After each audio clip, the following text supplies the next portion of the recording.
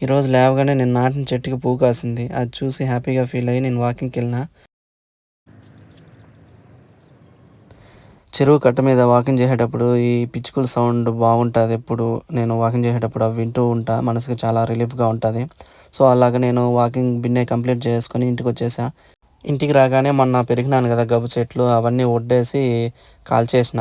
కాల్చేసిన తర్వాత కారుని చూస్తే ఫుల్‌గా దుమ్ము పట్టేసింది. సో, చాలా రోజులైంది క్లీన్ చేసి అనేసి ఈరోజు ఎలాగైనా క్లీన్ చేయాలనేసి ఫిక్స్ అయ్యా. మా ఊర్లో ఈరోజు నీళ్ళ కరెంటు మధ్యాహ్నం పైన వస్తది. అందుకని మధ్యాహ్నం పైన కడదాంలే అనుకుని మధ్యాహ్నం వరకు ఉన్నా. మళ్ళీ కరెంటొచ్చింది. అట్లాగే ఊర్లో నీళ్ళ కుళాయిల్లో గూడా నీళ్ళు వస్తానే ఉన్నాయి. కానీ ఆ నీళ్ళు సరిపోలేదు కారు కడిగేదానికి ఫోర్స్‌గా పైప్‌లో రాలేదు. ఎందుకంటే ఊర్లో అంతా నీళ్ళు పట్టుకుంటూ ఉంటారు గదా! ఇప్పుడే గదా కుళాయిలో వస్తుండేది. సో, అందుకనేసి ఫోర్స్ సరిపోలే.